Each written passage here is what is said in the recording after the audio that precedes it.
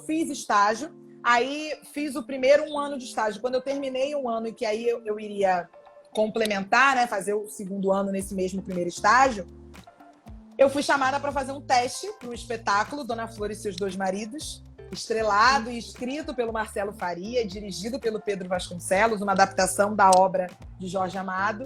E eu fiz o teste para esse espetáculo e passei no teste.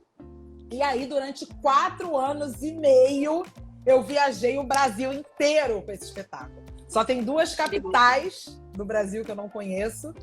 Fora isso, eu viajei para todos esses lugares com essa peça. E foi o meu amadurecimento artístico, assim, porque eu entrei nesse espetáculo com 19 anos. Era uma garota. E era inconsequente, né, Sara? Porque era assim, ó. A gente ganhava dinheiro numa cidade, ganhava o cachê. Aí chegava na cidade seguinte, eu gastava tudo que eu tinha ganho na cidade anterior. Normal, é fase. A gente tá não é? E era um cachê assim, ó, eu vou contar aqui pra vocês esse negócio, vou abrir meu coração. Eu estou aqui na live de caras, vou abrir meu coração. Pra mostrar que nem tudo são flores. E também pra trazer aquela máxima que ultimamente se fala muito, que é quem vê close não vê corre. Muito bem. Fui fazer espetáculo em Aracaju, capital de Sergipe. Chegamos lá, fizemos, eu acho que umas 4 ou 5 apresentações. A gente recebia uma porcentagem da bilheteria. Então, se a bilheteria bombasse, a gente ganhava uma grana ok. Entendi. Em Aracaju, quando chegou no último dia da peça, aí a gente ia no quarto do nosso contador. O nosso contador é pai do Selton Mello, inclusive, seu Dalton, que eu sou apaixonada. E aí depois eu vou contar também que vinha trabalhar agora com o Selton, mas enfim, deixa eu contar a primeira história do seu Dalton. Aí chegava lá, seu Dalton fazia a nossa continha e entregava um envelopinho com o nome de cada ator. Nós éramos 23 atores no espetáculo. Quando eu peguei meu envelopinho, minha gente, vocês que estão assistindo aqui, prestem atenção. Quando eu abri meu envelopinho, tinha R$35. Depois de 4 ou 5 apresentações. Eram R$35 que eu tinha para receber. E o nosso espetáculo tinha 2h30. Então era um espetáculo assim intenso. E o nosso diretor, Pedro Vasconcelos, que eu amo de paixão, o Pedro sempre foi muito duro, assim.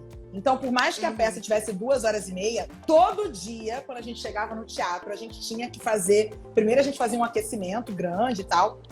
E depois a gente tinha que passar o espetáculo inteiro. Então, a gente fazia o espetáculo 2 vezes por dia. Quando tinha sessão extra, que às vezes acontecia de ter sessão extra, a gente fazia o espetáculo 3. Porque a primeira era que a gente ensaiava o espetáculo inteiro, depois a gente fazia uma apresentação e depois a última. Então, assim, era bem hardcore. Mas, com certeza, foi um grande aprendizado. E aí, ganhei esses R$35. E gastou tudo na outra cidade. E gastei. Gastei lá dentro. Sabe aqueles negocinhos de você comprar sempre uma lembrança que é vim a Aracaju e lembrei de você? Pronto, foi o que deu para comprar um imã de geladeira. Então tá ótimo, ficou a lembrança pelo menos. Sobre a sua relação com a sua avó. Você acha que você seria uma atriz se você não fosse neta da Chica? Você acha que você teria seguido outra carreira? É muito difícil pensar, Caramba! né? Tentar se retirar do seu lugar. Não, Mas muito interessante essa pergunta. Eu ia dizer que talvez não. Mas eu acho que talvez sim, porque essa coisa minha de interpretar sempre esteve dentro de mim, assim, né? E eu vou contar uma coisa engraçada que eu já contei algumas vezes, mas eu gosto de trazer essa história. A minha família é da Umbanda, né? Então nós temos desde pequena, eu nasci dentro de um terreiro de Umbanda. E na Umbanda, já é sabido por muita gente que a gente lida com a incorporação. Então, os médiuns que ali estão incorporam determinada entidade. E eu, criança, eu fazia 2 coisas. Uma, eu aprendia os pontos, as cantigas que eram cantadas dentro do terreiro. Eu chegava na escola, botava a canequinha, né? Toda criança tem aquela canequinha de beber água. Eu pegava a minha canequinha, olha que cara de pau, botava em cima da mesa na hora do recreio, botava água e começava a cantar os pontos do terreiro. Assim, aleatoriamente, solta. Que a criança tem essa inocência, né? Que não tem muito esse entendimento de aqui é o espaço da escola, é pra gente só falar sobre as coisas da aula. Não, pra mim não tinha isso. Eu era eu em qualquer lugar que eu estivesse. Mas eu gostava dessa coisa de chamar a atenção, então de ser o centro das atenções. Então, enquanto eu tava ali cantando, eu era o centro das atenções. Tava todo mundo em volta prestando atenção em mim. E a outra coisa que eu fazia muito criança também era imitar as incorporações. Eu sempre fui muito tímida, pode não parecer, mas sou até hoje. Não Sou parece. muito tímida. Não parece. O teatro é que conseguiu me soltar um pouco mais. Eu até brinco dizendo que para mim é muito mais fácil subir no palco para falar com 2.000 pessoas do que sentar numa reunião apenas com 4 ou 5 para falar. Eu gosto da coisa do público mesmo, né? É o lugar onde eu me sinto mais confortável.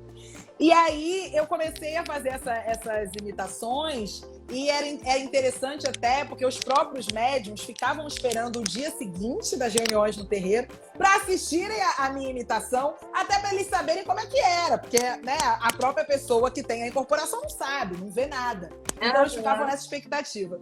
E aí, ali foi onde minha avó, minha família começou a entender, falou assim, gente, essa menina gosta de interpretar, né? Porque enquanto tem essa coisa de imitar cantor, cantora, ou imitar alguma novela, alguma cena que viu, não. Eu imitava, era tudo que eu via ali no terreiro mesmo.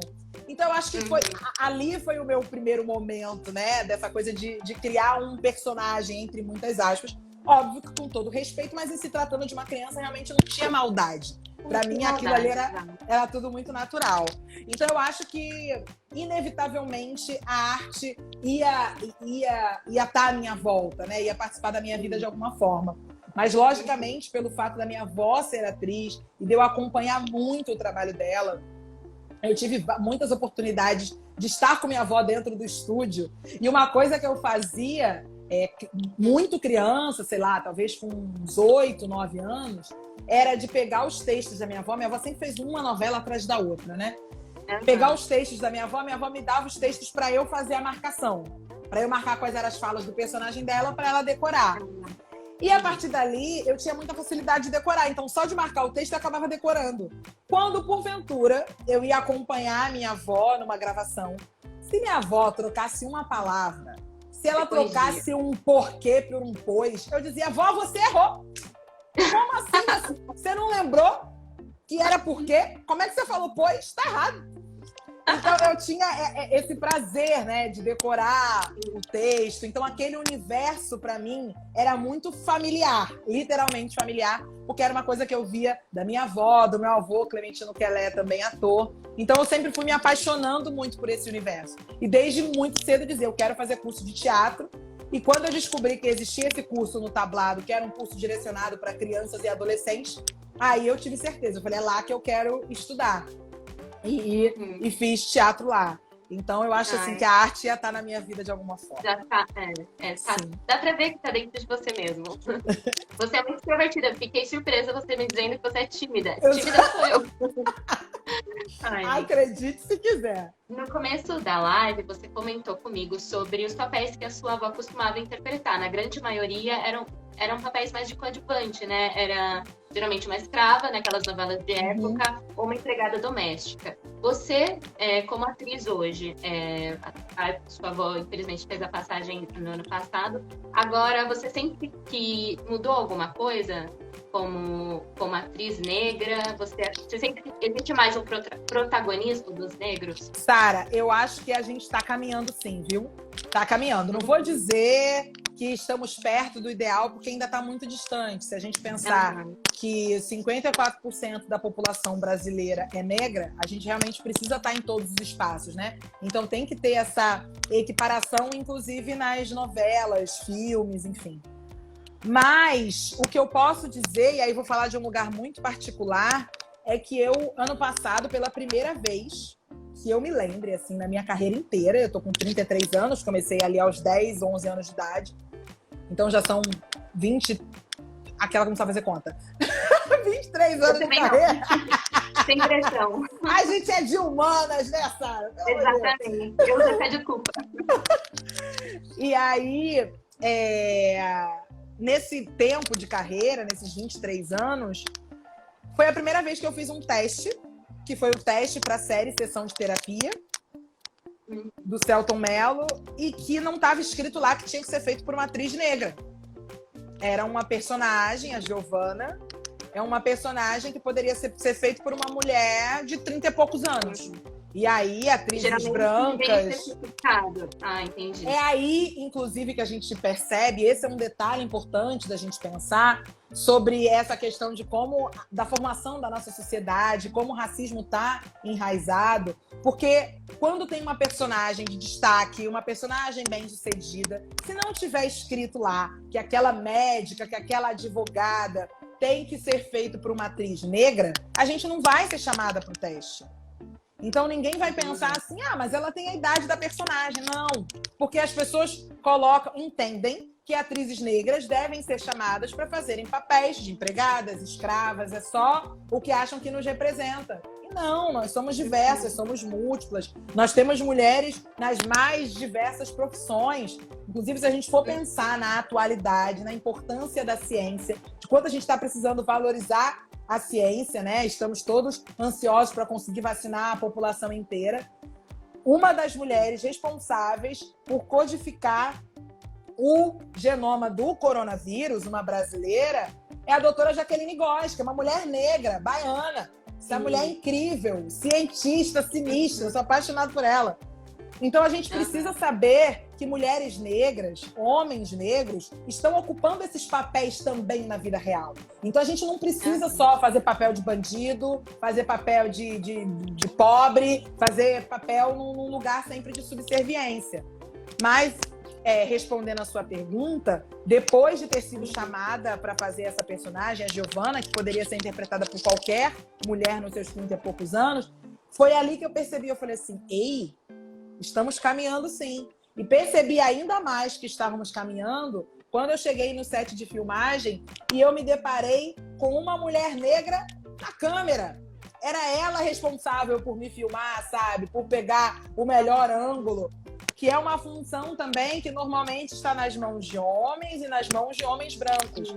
Então, eu consigo enxergar, sim, um avanço. Minha avó lá de cima deve estar olhando e ficando bastante feliz com isso, inclusive, porque essa sempre foi uma grande batalha dela, da gente conseguir estar nesses espaços. E uma coisa que eu gosto muito de falar, Sara, é que a gente batalha, sim, por representatividade. Muita gente que está aqui assistindo a live, com certeza, ouve muito essa palavra. Mas hoje em dia um debate que a gente tem, inclusive dentro do movimento negro, é que não nos basta apenas representatividade, a gente quer protagonismo também. Então a gente quer também, inclusive no audiovisual, ocupar esse lugar de protagonismo. A gente não quer ser só coadjuvante, a gente não quer ser só figurante. Então, certamente estamos caminhando. Eu acho que teve uma novela que se passava na Bahia, que, se eu não me engano, foi ali em 2018, 2019.